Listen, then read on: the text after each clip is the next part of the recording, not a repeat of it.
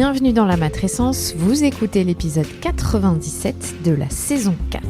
Bonjour à toutes et bonjour à tous. La matrescence, c'est la contraction des mots maternité et adolescence pour expliquer la naissance d'une mère. Et si vous voulez en savoir plus, il suffit d'écouter le premier épisode. Dans ce podcast, on parle du postpartum, du 4e trimestre, de la joie d'être parent, mais de ses difficultés aussi. Bref, on parle de la vie. La matrescence met en avant des femmes et des hommes qui racontent, expliquent et donnent une autre définition à la parentalité. Je suis Clémentine Sarlat, la créatrice de ce podcast. Je suis journaliste de formation dans le sport, à la télé, rien à voir, mais je suis aussi professeure diplômée de yoga pré- et postnatal. Et puis surtout, je suis maman de 2 petites filles. Bonjour, je m'appelle Ella Marie Aval et j'ai une petite sœur qui s'appelle Jasmine. Et j'ai 3 ans. Et bienvenue dans la matrescence. Au revoir. La matrescence transforme la vie des mères, des pères, mais surtout des familles dans leur ensemble, alors parlons-en. Ici, pas de tabou, je vous propose une conversation intime, remplie d'émotions et d'informations. Je voulais vous dire, vous le savez, ce podcast a vocation à vous aider. Maintenant, il est important de se rappeler que c'est à vous de faire le tri parmi les informations entendues. Vous êtes les acteurs de votre parentalité, à vous de piocher dans ce qui vous plaît. Si vous aimez ce podcast, n'hésitez pas à vous abonner, à laisser un commentaire et le must à mettre 5 étoiles sur votre plateforme d'écoute. Et psst, vous savez quoi ? Vous pouvez maintenant faire partie de la communauté de la matrescence sur Patreon. À quoi ça sert et qu'est-ce que c'est ? C'est simple, ça sert à soutenir ce podcast. Vous pouvez l'aider financièrement à se développer en faisant un don chaque mois. En échange, vous aurez accès à des bonus et à tout un tas de contreparties en exclusivité. Rendez-vous sur le site www.patreon.com Patreon/Clémentine Sarlat.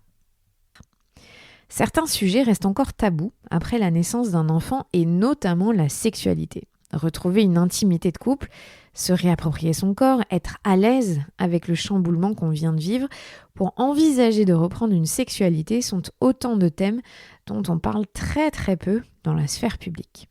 Camille Bataillon est sexologue spécialisée en périnatalité et autrice du livre « Réinventer sa vie intime après bébé ». Au travers de son livre, elle donne des clés très précises pour, étape par étape, rétablir un lien. D'abord de soi à soi, puis entre le couple parental. Dans cet épisode, on parle de Queen Shower, de Hot Date, de booster son imaginaire érotique, de slow sex et de l'importance de la communication dans un moment clé de la vie des êtres humains, que ce soit pour les pères et pour les mères. Dans cet épisode, on aborde vraiment plein de thèmes et le désir ou non de la sexualité en fait partie et surtout l'apprentissage de l'écoute des besoins de soi et de l'autre. Parce que c'est important de se dire qu'il ne faut plus jamais accepter d'avoir des rapports juste parce que c'est comme ça et qu'il faut bien s'y remettre. Chacun sa temporalité. L'important, c'est d'être en accord avec les signaux que nous envoie notre corps et notre tête. Je vous souhaite une très bonne écoute.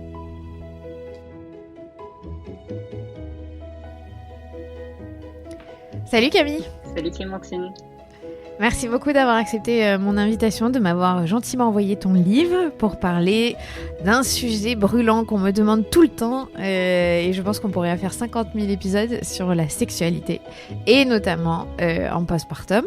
Donc tu es sexologue et ça m'intéressait vraiment d'avoir ton point de vue. Mais déjà juste raconte-moi pourquoi et comment est-ce qu'on devient sexologue parce que t'es pas hyper âgée. Hein. Ouais, 30 ans. Tu as la trentaine, donc ça vient d'où ? Ça vient de l'adolescence où je lisais beaucoup de livres et en fait je lisais beaucoup de livres d'un sexologue qui s'appelle Willy Passini et il racontait ce qui se passait dans son cabinet et je voyais l'envers du décor, l'intimité des couples et je me disais mais c'est génial déjà de savoir ce qui se passe au sein des couples et surtout j'ai vite compris que les enjeux d'intimité et de sexualité avaient vraiment un impact en fait dans la dynamique de couple et dans la relation de couple. Et je me suis dit, je rêverais de faire ce métier-là. Mais sauf que je ne connaissais personne qui était sexologue et je ne savais même pas si c'était un vrai métier et comment y arriver. Et puis, le chemin m'a amené autre part, vers la psychologie, puis m'a emmené aux États-Unis, où là, vraiment, on parlait quand même un peu plus de sexualité. Donc, j'ai pu, à l'université, prendre des cours de sexualité humaine, où là, on m'a demandé de regarder ma vulve et de la dessiner en cours. Donc c'était quand même complètement différent de ce que je pouvais entendre ou voir en France. Et puis petit à petit, je me suis formée. Je suis d'abord devenue coach en intimité avec la sexualité en pleine conscience, et on pourra revenir là-dessus. Et puis après, je me suis dit, OK, maintenant je me sens prête, c'est le moment de chercher vraiment une formation pour devenir sexologue. Alors en France, c'était difficile pour moi parce que je n'étais ni médecin ni psychologue et donc c'était pas ouvert à moi. Par contre, en Belgique, il y avait un master en sciences de la sexualité et de la famille. Je me suis dit, allez go, je prends mes valises et je vais en Belgique me former et devenir sexologue, avec en plus une certification en sexologie clinique. Donc voilà, mais moralité, en France, on n'est pas encore assez ouvert à tous ces sujets. Il faut aller soit au Québec, soit en Belgique, dans les pays francophones pour aller se former. Donc si ça évoque des vocations pour certains, certaines, n'hésitez pas à franchir la frontière. Même dans si plein en de France, domaines. j'ai l'impression que voilà, ça commence un petit peu à s'ouvrir un petit peu plus. Ça prend le temps, mais c'est chouette. Puis avec les comptes Instagram qui se développent par rapport à la sexualité, à la sexologie, je pense que ça donne des inspirations aussi de métier de devenir sexologue. Oui, oui, parce que tu l'as bien mentionné, en France, il y a des sexologues femmes-hommes, mais par exemple qui peuvent avoir été sages-femmes, enfin qui ont eu un parcours médical. Ouais. Et donc c'est comme ça qu'en France, ça se répartit. Alors, tu as développé, donc tu as écrit un livre, tu as développé des outils à travers ce livre, mais surtout, moi, ce qui m'intéressait, c'est pourquoi est-ce que tu t'es focalisée sur la périnatalité? Bah, déjà, je suis passionnée déjà par la périnatalité, je suis passionnée par la sexualité. Je me suis dit, tiens, on n'a jamais vraiment associé les deux. Il n'y a pas de formation en sexopérinatalité qui associe périnatalité et sexologie. Donc, j'ai commencé en fait à me renseigner parce qu'à l'époque, je travaillais pour une entreprise australienne qui se penchait vachement sur les mamans, le bien-être des mamans allaitantes. Et je me suis dit, mais je suis sûre qu'il y a aussi un impact au niveau de la sexualité. Donc, j'ai commencé mes recherches comme ça. Léger. Un petit peu léger. J'ai découvert que c'était vraiment très léger, très minime. Ça servait même pas d'en parler. Mais en fait, non, il y avait plein d'études là-dessus. Et je me suis dit, mais c'est dingue, il y a toutes ces informations-là. Et quand j'interrogeais autour de moi, même que ce soit des professionnels de la santé ou des mamans ou des couples, on n'en disait pas grand-chose. Et donc, à travers ces recherches-là, à travers des formations que j'ai pu donner à certaines sages-femmes, je me suis dit, OK, j'ai toutes ces informations-là, il faut que j'en fasse. En fait, il faut que j'écrive dans un livre que ces informations-là soient posées et qu'on puisse en parler normalement aussi. Oui, qu'on enlève ce fameux tabou autour de tout ça. Alors, est-ce que tu peux nous expliquer ce que tu décris dans ton livre, ce que c'est pour toi, je vais le dire avec l'accent bien français, Sexual Wellness Vision Board. Donc, comment on pourrait, ton tableau visuel autour de la sexualité. C'est ça. Je l'ai développé, c'est un outil très simple qu'on peut retrouver sur mon site internet. En fait, ça se divise en 2 colonnes. C'est vraiment un outil de communication pour le couple, pour savoir en fait ce qu'ils ont envie d'explorer dans leur vie intime. Parce que souvent, on se concentre principalement sur la sexualité, c'est une pénétration, il y a peut-être des préliminaires un petit peu avant, et puis ça se termine par une éjaculation. Mais les couples n'ont pas cette habitude en fait à penser un petit peu au-delà, à réfléchir vraiment à ce que eux aimeraient, au-delà de ce que les couples à côté font, les voisins, les voisines, ce qu'on lit dans les médias. Et donc, ça leur permet dans une colonne de vraiment penser à eux ce qu'ils ont, enfin chacun individuellement et chacune individuellement ce qu'ils ont envie de mettre là-dedans. Et puis ensuite à 2, lors des moments de rendez-vous amoureux, et on pourra en revenir aussi, revenir là-dessus, de discuter ensemble, en fait, de dire, bah voilà, ce mois-ci, j'aimerais explorer ça, ou j'aimerais qu'on mette un peu plus d'attention sur ça, etc., et que le couple puisse communiquer là-dessus, et vraiment le noter dans ce Sexual Vision Board, et s'engager, en fait, à mettre des choses en pratique. Donc, c'est de l'intention et de la communication, en fait, dans le couple à travers cet outil. Ouais, donc ça aussi, tu recommandes de le faire pendant la grossesse, par exemple. C'est alors dans tous les moments de la vie, mais c'est vrai qu'à la grossesse, ça peut être chouette, et ça peut être chouette aussi de parler justement de comment on envisage aussi le postpartum. C'est-à-dire, des fois, on se dit, bon, ça sera, pas besoin d'en parler, on verra bien comment ça se passera, mais je me suis rendu compte que les couples qui anticipent, qui en discutent, etc., même si on ne sait jamais vraiment comment ça va se passer, mais ceux qui en discutent, qui en parlent de manière normalement, auront moins de tabous aussi en postpartum et pourront plus facilement aussi résoudre s'il y a des conflits, des difficultés. Ça paraît logique, hein. Un peu moins sur le coup, mais quand on y pense comme ça, on se dit oui, c'est vrai. Parler, c'est toujours mieux. Tu cites pas mal d'études qui parlent du postpartum. Est-ce que tu peux nous dire un peu les chiffres sur la sexualité et le postpartum pour casser le mythe de on reprend une sexualité une semaine après l'accouchement, quoi. Ouais, ouais. Alors ce qui n'est pas le cas. Déjà, il faut parler du désir parce qu'effectivement, j'ai envie de dire, avant de reprendre une activité intime, il faudrait que ça parte d'un désir. Ce qui en ressort, c'est souvent, on a repris les rapports intimes parce que j'ai senti une forme de pression, pas parce que j'en avais envie. Et ça, je trouve que c'est un gros problème. Et quand on voit dans les études, en fait, le désir sexuel, pour la moitié des femmes, la moitié des personnes qui ont accouché, ce désir sexuel est très bas, voire absent, les 3 premiers mois postpartum. Donc déjà, même voilà, après 3 mois avoir accouché, il y a déjà la moitié de celles qui ont accouché qui n'ont pas du tout de désir. Ça ne veut pas dire qu'elles ont peut-être pas repris des rapports intimes, mais en tout cas, elles n'ont pas de désir sexuel. Alors le désir sexuel va revenir au fur et à mesure. Souvent, ce qui est dit, c'est que le couple va reprendre un certain rythme de croisière dans le sens où va reprendre une vie intime de la manière qu'il souhaite à partir des 1 an. Donc tout ça pour dire qu'en fait, il faut déjà se donner 1 an pour déjà prendre ses repères par rapport à plein de choses. Aussi, ce qui ressortait par rapport aux études et par rapport aux témoignages que j'ai reçus via mon livre, j'étais pas forcément surprise. Ce qui m'a choquée, c'était quand même en termes de quantité, c'est les douleurs. Les douleurs vaginales, les dyspareunies, ces souffrances-là au niveau du vagin que les personnes qui ont accouché décrivent. Et ça, il y en a pareil, les 6 premiers mois, il y a plus de 20% des personnes qui ont accouché qui ont des douleurs au niveau du vagin. Qui dit douleur au niveau du vagin dit n'a pas forcément envie d'avoir une sexualité avec pénétration. Par contre, si elle a envie, elle peut avoir une sexualité différemment. Mais ça, encore faut-il le savoir et encore faut-il en parler au sein du couple. Et puis, il y a l'image corporelle qui joue effectivement sur la libido aussi. 70% des personnes qui ont accouché 3 mois postpartum ont une image de leur corps vraiment négative, ne se sentent pas bien, ne se sentent pas confortables. Et quand on ne se sent pas bien dans son corps, on n'a peut-être pas forcément envie d'être intime aussi avec une autre personne. Et puis, il y a effectivement aussi les facteurs qui peuvent jouer sur la vie intime en postpartum, c'est la fatigue. La charge mentale de s'occuper de quelqu'un, de s'occuper de la maison, de s'occuper de l'éducation. Il y a le soutien par rapport aux partenaires, aux coparents, comment ça se passe au sein de la famille, par rapport à l'expérience aussi de l'accouchement, comment ça s'est passé, ça aussi, ça peut avoir un impact effectivement sur la vie intime, l'image corporelle, comme je le disais, les douleurs vaginales, et puis les émotions qui sont aussi un peu plus intenses, avec une sensibilité qui peut être différente.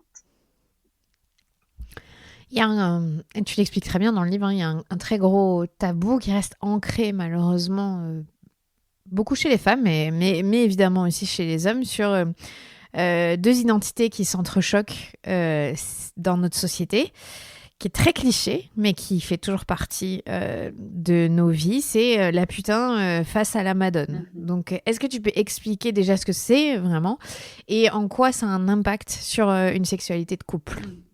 La madone, c'est l'image de la mère. Souvent, la mère, c'est la personne qui n'a pas de sexualité, qui est sainte et qui se dévoue à ses enfants.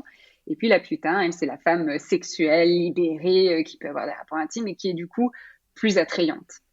Et dans notre société, dans l'imaginaire qu'on a, une femme, dès qu'elle devient mère, elle devient presque intouchable. Elle devient moins sexualisée. Elle devient moins attrayante, moins attirante. Et ça joue dans l'inconscient déjà de la part des partenaires qui du coup voient une mère et donc plus forcément quelqu'un qui peut être désirable.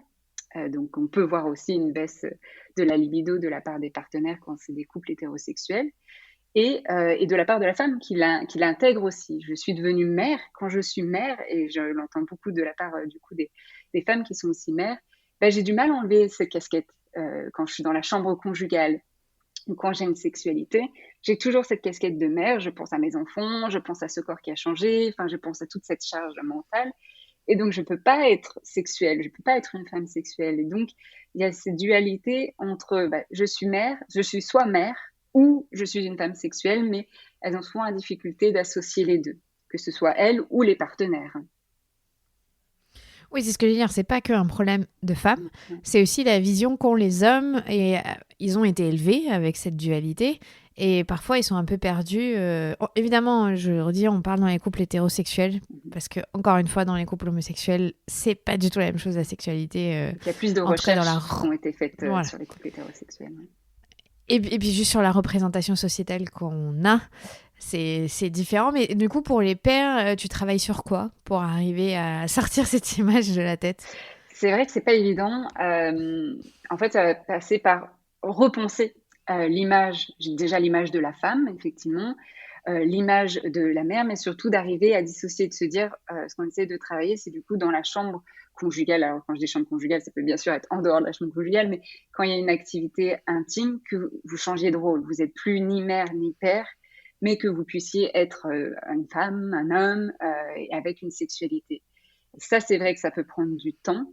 Des fois, pour certaines personnes, c'est même impossible parce que c'est tellement ancré, ça vient tellement être dans la confusion que c'est difficile et qu'ils ont besoin de cette séparation. Et des fois, pour eux, la sexualité, c'est même pas possible avec la personne avec qui ils ont eu des enfants et que ça peut être que avec des personnes en dehors qui n'ont pas d'enfants.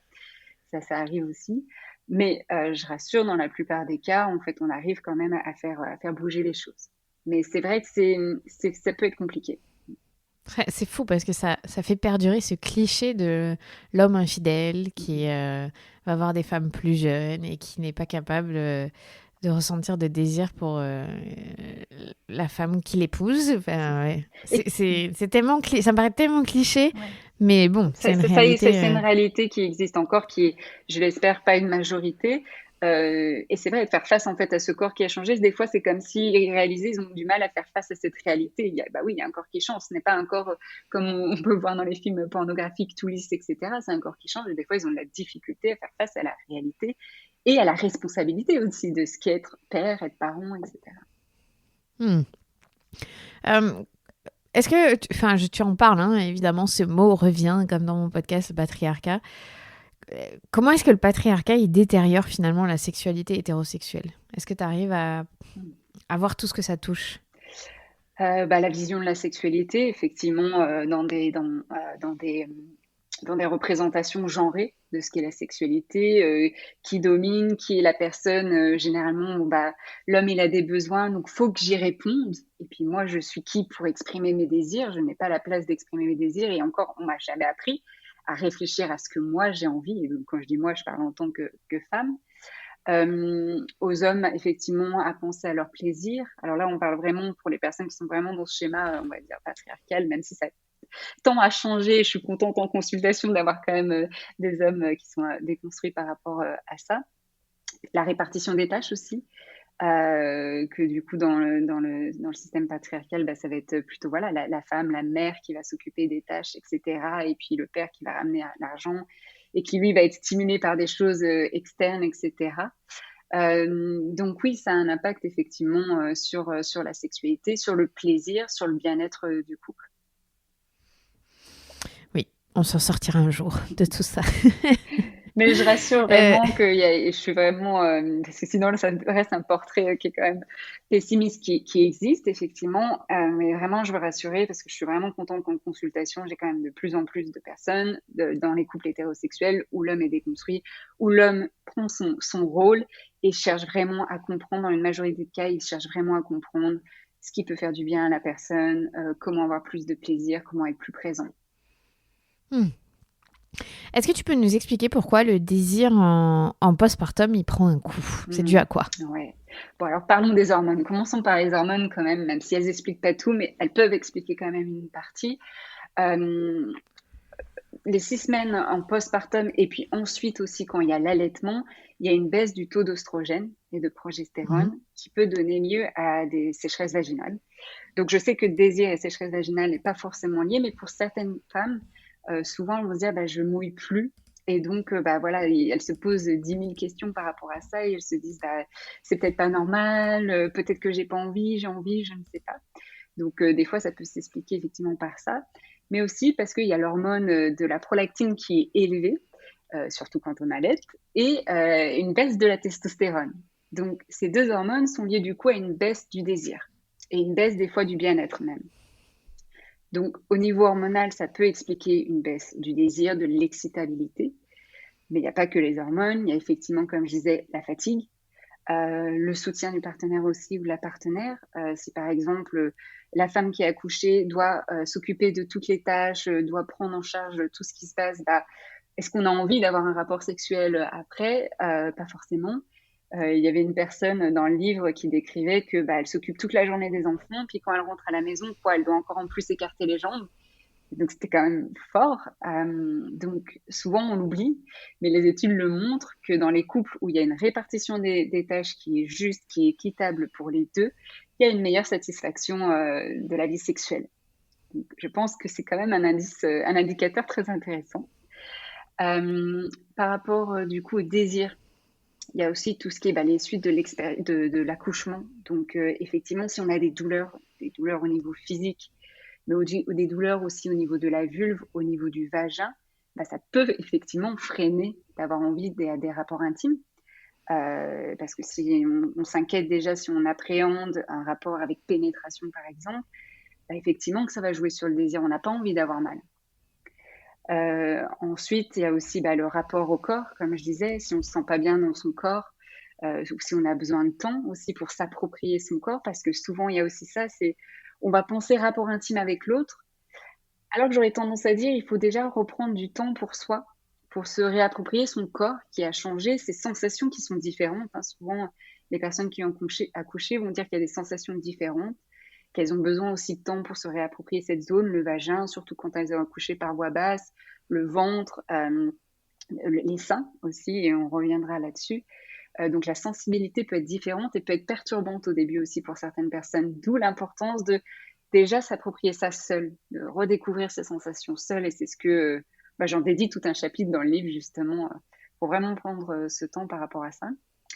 Et voilà, et vraiment aussi bah, la communication, comment ça se passe dans le couple, aussi l'état de la relation, comment on s'entend dans le couple avec l'arrivée d'un bébé, est-ce qu'il y a des conflits non résolus, est-ce qu'il y a des choses non dites qui vont venir effectivement peser sur bah, l'envie d'être en rapport intime avec l'autre. Et dernier petit point, il y a aussi cette croyance que bah, la sexualité, le rapport intime, c'est que forcément, ça passe forcément par une pénétration. Alors qu'il y aurait sûrement certaines femmes, si on leur donnait cette possibilité-là, ou si elles se donnaient cette possibilité-là, auraient du désir pour du sexe oral, ou des caresses, ou de la masturbation mutuelle, mais peut-être pas forcément tout de suite, ou pas encore de la pénétration.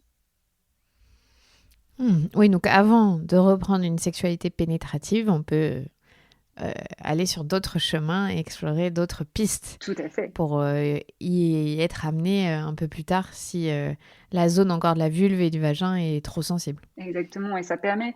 Et ce que je vois dans les couples qui arrivent à communiquer, qui arrivent à avoir cette flexibilité en postpartum et qui, par exemple, pour le moment, c'est pas envisageable une pénétration, bah, ils explorent en fait tout ce potentiel-là qu'en fait chaque personne et chaque couple devrait en fait, parce que regarder la sexualité que sous le prisme de la pénétration, c'est passer à côté de 95% de ce qu'est la sexualité en fait. Donc il y a plein d'autres choses en fait à découvrir, et les couples qui vont là-dedans du coup ont une vie sexuelle généralement plus enrichie en postpartum, parce ça vient venir repenser la sexualité, repenser les pratiques sexuelles qu'on ne pensait peut-être pas avant. Tu l'as un peu évoqué, la partie des seins, qui est une partie un peu particulière si on allaite. Pour les mamans qui allaitent, est-ce que ça peut être un frein aussi de reprendre une sexualité? Qu'est-ce que c'est? Parce qu'on le sait, c'est une zone érogène, mais c'est aussi la zone où on nourrit un enfant. Donc, comment on fait avec cette dualité? Ouais. D'ailleurs, justement, comme tu parles de ça, ce qui peut aussi freiner le désir, c'est effectivement quand on allaite. Donc, il y a les hormones, etc. Mais aussi, comme on a ce contact peau à peau avec son enfant, qu'on est nourri déjà, qu'on a ce plein d'ocytocine, qu'on est nourri, on ressent moins l'envie ou le besoin d'avoir ce contact intime avec le ou la partenaire. Donc ça aussi, voilà, ça c'était important de le dire. Et donc quand on allait et qu'on est dans l'intimité, effectivement, il y a ces seins qui, du coup, ont une sensibilité, même des fois peuvent être douloureux. Donc, on n'a peut-être pas, voilà, c'est une zone où, généralement, on n'a pas forcément envie qu'elle soit touchée par le ou la partenaire parce qu'elle est déjà bien touchée le reste de la journée. Des fois, il y a certaines personnes aussi les émissions de lait ou les éjections de lait pendant des rapports intimes, parce que quand on a du plaisir, on sécrète de l'ocytocine, et quand il y a une augmentation de l'ocytocine, il y a des émissions de lait. Et du coup, pour certaines personnes, alors certains couples, ils rigolent et ça reste léger, mais pour certaines personnes, ça peut vraiment être une gêne, une honte, et du coup, peut les freiner justement à avoir des rapports intimes. Et puis, il y a aussi le fait que cette image de nourrir son enfant, on revient un petit peu à cette casquette Madame Putain, où je nourris mon enfant la journée avec ses seins, puis de voir ces seins-là aussi qui sont présents pendant un rapport intime.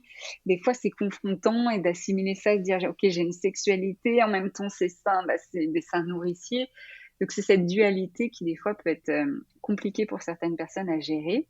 Et puis aussi, un point que je mettais dans le livre et que j'avais découvert aussi via des études, c'est que pour 33% à 35% des personnes qui allaitent, l'allaitement est une expérience érotique, une expérience sensuelle, une expérience de bien-être. Et je tiens à le dire pour rassurer les personnes qui ressentent ça, ce bien-être, ce côté érotisme quand elles allaitent, pour pas dire qu'elles sont pas normales ou pas dire en fait c'est parce qu'elles ont du désir pour leur enfant, ça n'a rien à voir. C'est juste que voilà, c'est de l'ocytocine, c'est une expérience de bien-être, ça fait du bien. Donc pour celles qui ressentent ça, profiter et il n'y a rien de honteux. C'est comme l'accouchement qui peut être orgasmique. Oui. Ce n'est pas de l'inceste, c'est juste une physiologie, fonction hormonale, ouais, physiologique. Voilà. Ouais. Et peut aussi.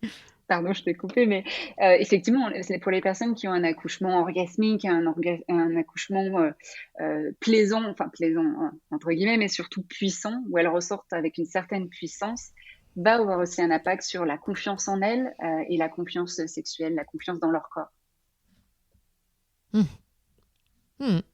C'est vrai. Dans l'enquête que tu as fait pour ton livre, tu as interviewé donc pas mal de couples et ça m'a interpellée parce que tu décris qu'il y a un bon nombre de pères qui sont perturbés et déboussolés par le duo fusionnel que peut représenter le duo mère-bébé nourrisson vraiment dans le postpartum immédiat, et que ce sentiment, ça a un gros impact sur la sexualité parce qu'ils trouvent pas leur place, ils n'arrivent pas à faire partie d'un trio en gros. Qu'est-ce que tu dis aux couples qui vivent ça et aux pères? Comment ça se passe en consultation? Ouais, souvent de voir ce duo mère-enfant, ça re-questionne par rapport au père à sa place, mais aussi à cette jalousie des fois qu'il peut avoir. Alors, du coup, la question qui se pose, c'est est-ce que c'est de la jalousie vis-à-vis de la mère et de la relation qu'elle a à l'enfant, ou des fois de la jalousie de l'enfant vis-à-vis de la relation qu'il a avec la mère? Des fois, ça peut être un peu les deux. C'est-à-dire, moi aussi, j'aimerais être connectée à ma partenaire et je ne peux plus l'être en ce moment, peut-être. Ou moi aussi, j'aimerais avoir une relation comme ça avec mon enfant, mais je ne sais pas comment. Donc, c'est de poser déjà ces questions-là et de pouvoir communiquer là-dessus parce qu'il n'y a rien de honteux. Et souvent, les papas ou coparents vont se sentir honteux. Ils vont plutôt ne pas en parler et plutôt s'exclure. Moi, je recommande vraiment de pouvoir communiquer là-dessus. Et du coup, au papa de se questionner sur, en fait, quelle place j'ai envie de prendre, quelle relation j'ai envie d'avoir avec mon enfant, qu'est-ce que j'ai envie de partager avec mon enfant. Peut-être qu'effectivement, je ne peux pas partager, donner le sein, mais je peux faire tout un tas de choses. Donc, qu'est-ce que j'ai envie de mettre en place? Et si jamais c'est une question, mais ce n'est pas forcément le cas, mais si c'est une question c'est la mère qui ne laisse pas suffisamment la place, alors là, de voir comment on peut réarranger. Mais généralement, c'est plutôt le père qui s'exclut et ne prend pas sa place.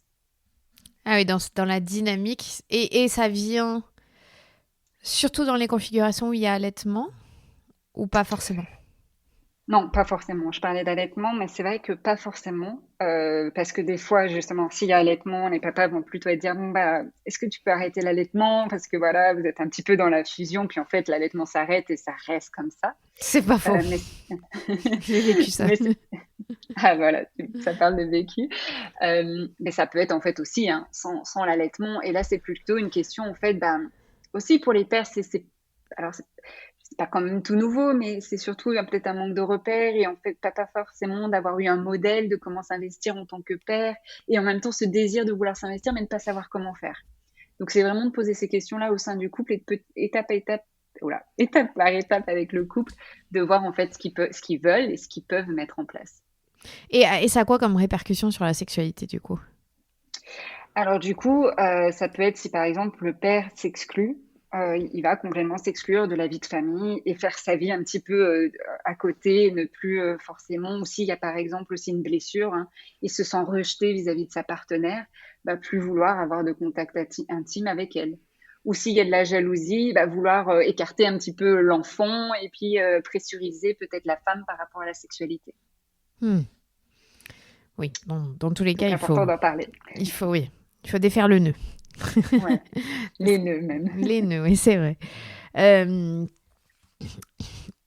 Là, on a parlé des pères qui se sentent exclus, qui parfois pressurisent malheureusement, mais il faut pas oublier que quand même, ça touche aussi les pères, la perte de désir, que c'est pas une problématique exclusivement féminine. Est-ce que tu peux nous expliquer? Ouais, effectivement, je l'ai constaté aussi à travers les témoignages de papas. Surtout, je l'ai constaté chez les papas qui s'investissent encore de plus en plus dans leur paternité, parce qu'ils ont du coup aussi cette fatigue, ils ont aussi des émotions intenses, ils ont aussi plein de questionnements qui viennent jouer, impacter leur sexualité. Leur libido en prennent un coup parce que, bah, comme je disais, ils s'investissent, mais aussi parce que ils sont vraiment en lien avec leur partenaire, avec elle aussi ce qu'elle est en train de vivre. Et donc souvent, ils sont dans l'empathie. C'est-à-dire que si elle est fatiguée ou si elle est dans la douleur, etc., ils disent, bah, moi, je veux vraiment qu'elle se sente bien d'abord. Et la sexualité, ça passe à côté pour l'instant. Donc, ce que je constate, c'est que plus les pères sont investis dans l'empathie avec les partenaires et effectivement vont être plutôt en synchronisation avec ce qui se passe pour la partenaire aussi. Je t'ai pas posé cette question, mais est-ce que toi tu reçois les couples homosexuels, est-ce que parentaux, et si oui, quelles problématiques, est-ce que c'est similaire ou complètement différent? Mm. J'en reçois pas encore assez, mais ça m'intéresse vraiment parce que pareil dans les études scientifiques c'était principalement hétérosexuel et ça me gênait parce que j'avais vraiment envie de parler aussi de ce qui se passe pour les couples homoparentaux. J'en ai mais très peu pour arriver à faire une comparaison. Mais ce que je sais, par exemple, pour les couples lesbiens et qui sont aussi parentes, il y a des problématiques qui sont assez similaires aussi, effectivement. Que ce soit dans la baisse de libido, souvent c'est des problématiques qui sont assez similaires aussi. Mais j'ai hâte d'avoir un peu plus, on va dire, de données là-dessus et d'expérience là-dessus pour faire un avis un peu plus détaillé et plus juste. Ouais, donc finalement, quand il y a problématique en postpartum, ça touche à peu près tout le monde et ça vient nourrir un peu les mêmes choses, sauf dans ce truc de la Madone versus la putain, j'imagine que c'est moins Ouais. présent chez les couples lesbiens. Bah, question. C'est vrai que je ne sais pas, mais ça pourrait. Ça pourrait. On n'hésite pas à nous partager, justement, s'il y a des couples lesbiens qui nous écoutent, à nous partager. Mais souvent, il y a des problématiques quand même assez similaires qui se retrouvent, en tout cas dans la sexualité. Ok. Alors, on va passer à la deuxième partie de l'interview où tu vas nous donner des tips. On va avoir des petits conseils et qu'est-ce que tu préconises de mettre en place, des choses très simples mais pourtant très efficaces.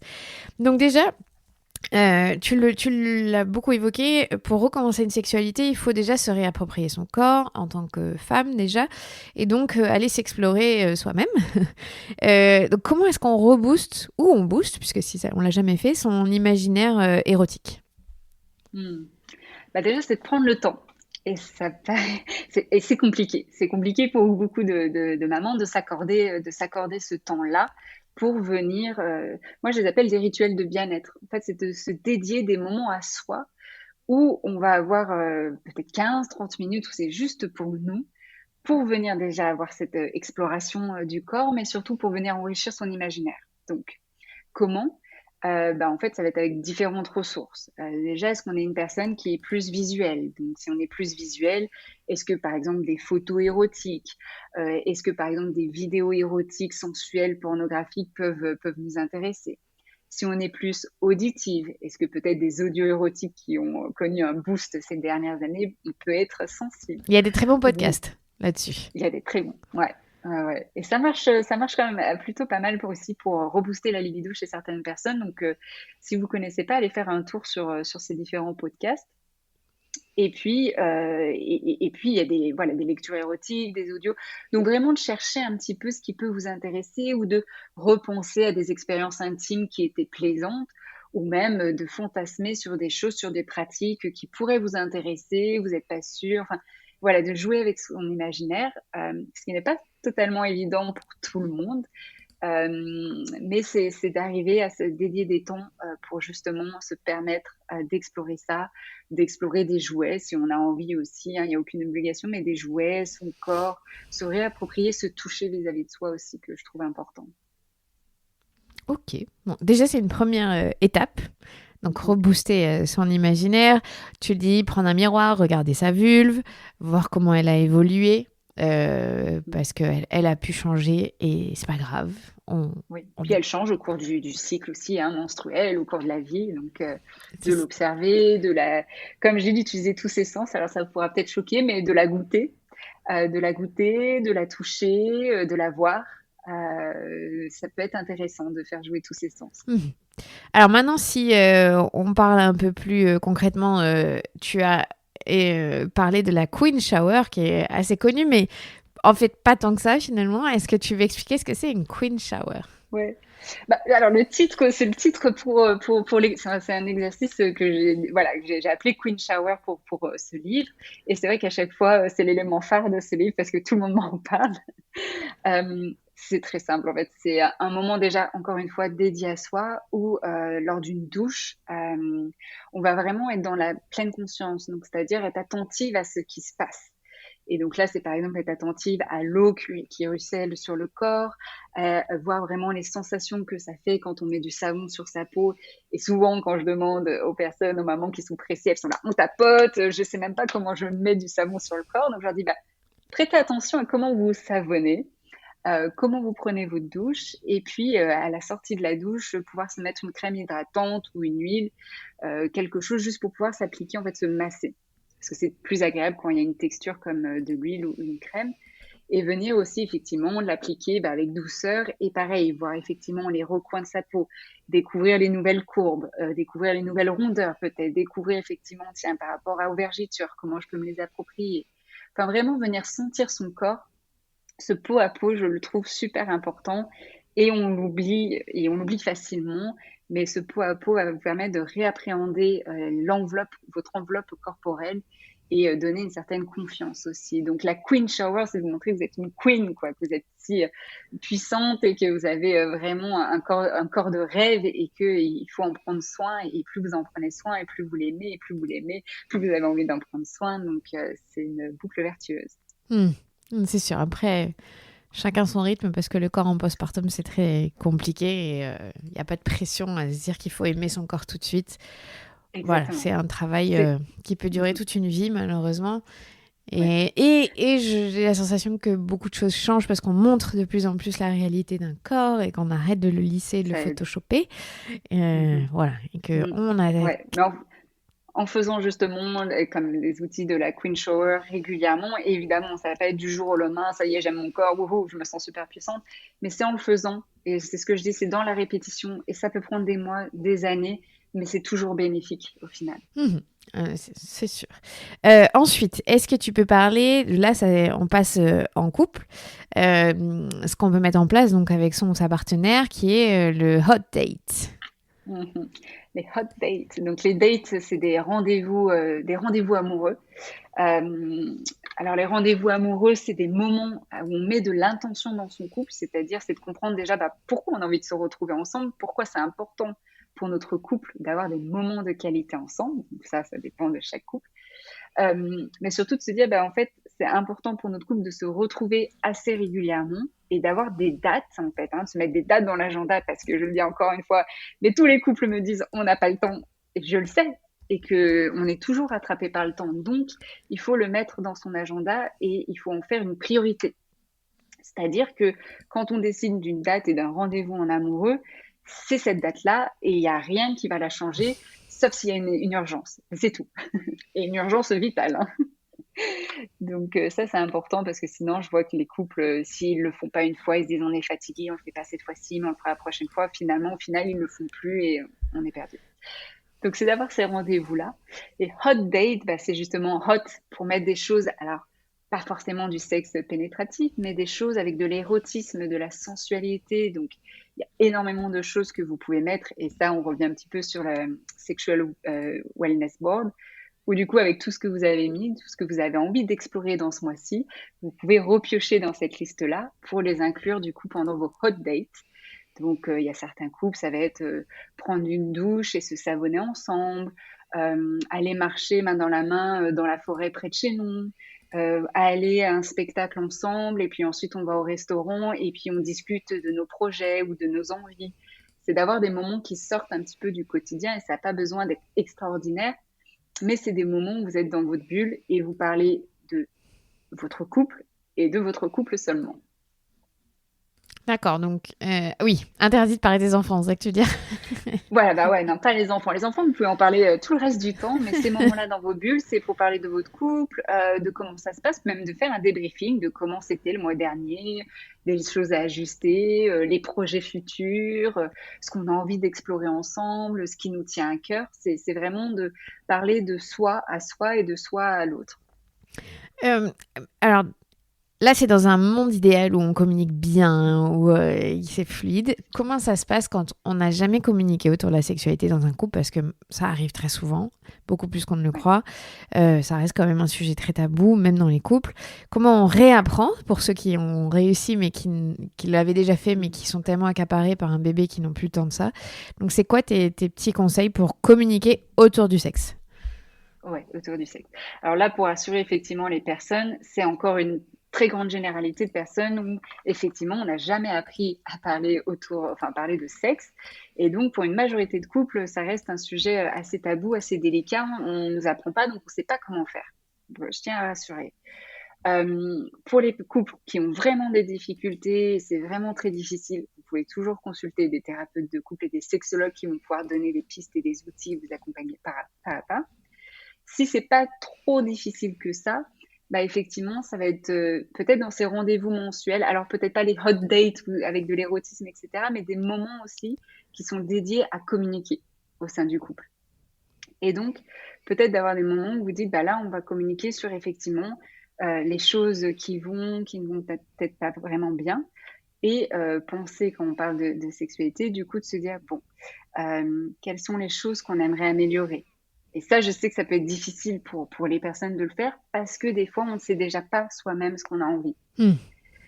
D'où l'importance de prendre déjà du temps pour soi, de peut-être penser au sexuel wellness board, de peut-être faire ce travail-là pour que quand on est en présence de l'autre, on ait déjà des idées un peu plus claires. Vous voyez.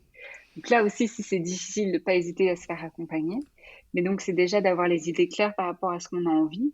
Et effectivement, il y a souvent les premiers débuts, c'est inconfortable, c'est gênant de parler de sexualité parce qu'on n'a pas l'habitude. Mais je vous rassure que le fait de plus vous allez en parler, plus vous allez normaliser les choses et plus ça sera facile.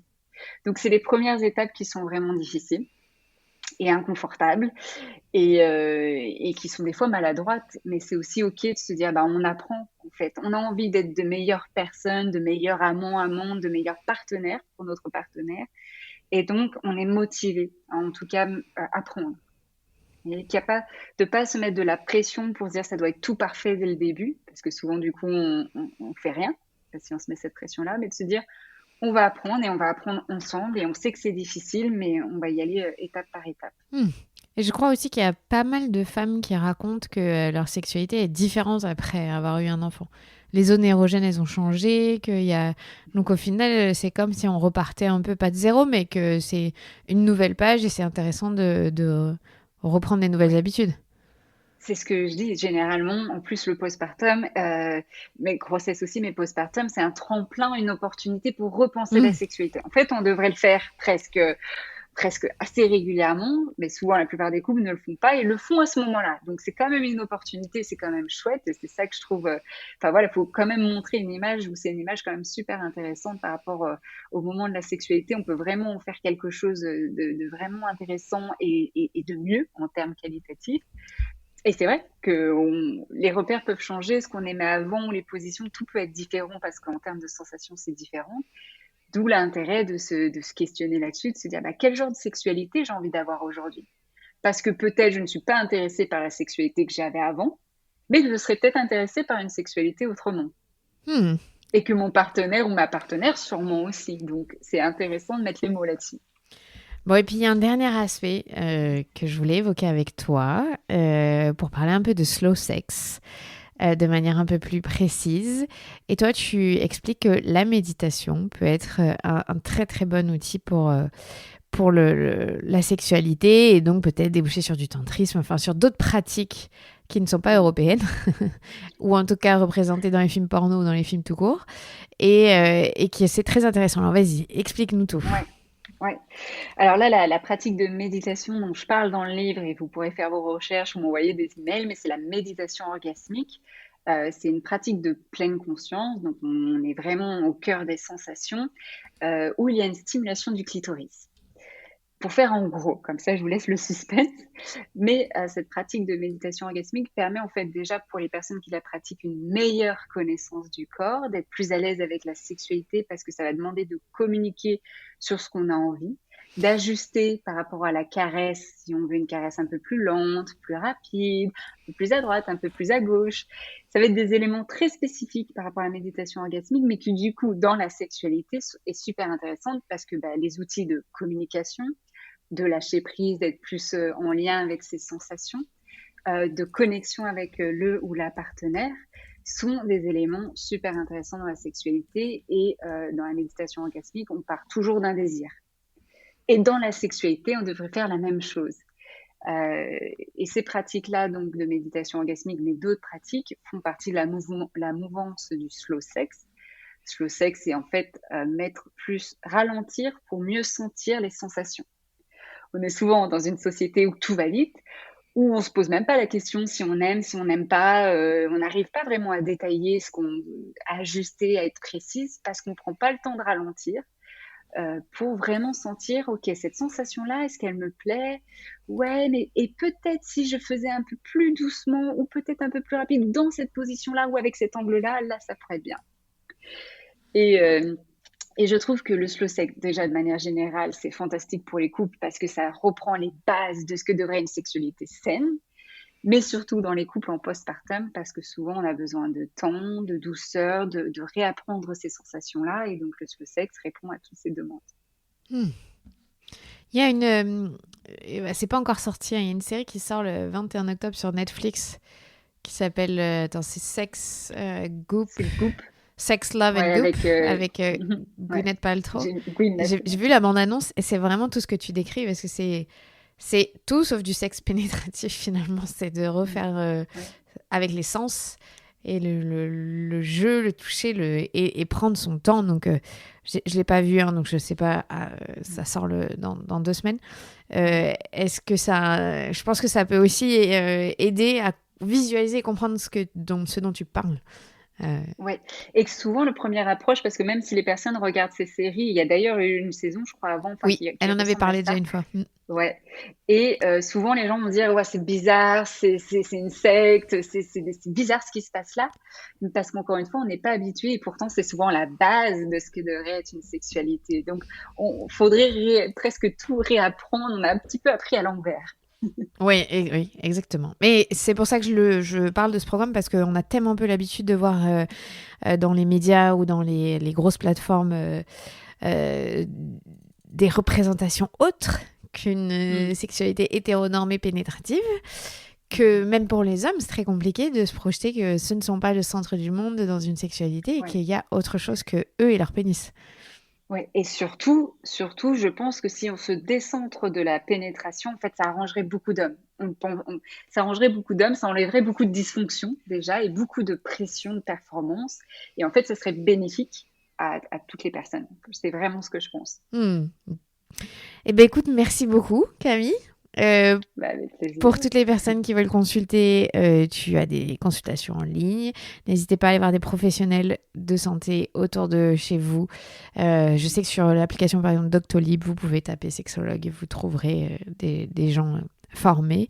Et sinon, il y a les consultations en ligne. Donc déjà, ça aide. Ouais, de ne pas rester seul, même une séance pour poser vos questions, pour être rassuré, ne pas hésiter à en parler aux professionnels. Et c'est aussi leur rôle aux professionnels de la santé. Et j'y travaille pour qu'il y ait de plus en plus de professionnels de santé, les sages-femmes, enfin les gynécos, ceux qui sont vraiment en direct avec les personnes enceintes, les couples en postpartum, pour aborder, pour donner ces informations-là par rapport à la sexualité et surtout rassurer. Et pas d'entendre de la part de certains professionnels, malheureusement, il va falloir vite reprendre, sinon monsieur il va s'ennuyer ou il va aller voir ailleurs. Hein. Ne jamais penser que ce qui est normal si quelqu'un vous dit ça, parce que je sais que ça se dit encore malheureusement dans les consultations. On va y arriver. N'hésitez pas à poser vos questions, à consulter, il n'y a aucune honte, aucune gêne, et s'il y a des difficultés par rapport au couple ou à la communication, en thérapie de couple, le sexologue, ça donne des fois des bons outils pour débloquer des situations. Merci Camille. Merci Clémentine. C'était Camille Bataillon, sexologue spécialisée en périnatalité et autrice du livre Réinventer sa vie intime après bébé. Je suis Clémentine Sarlat, votre hôte.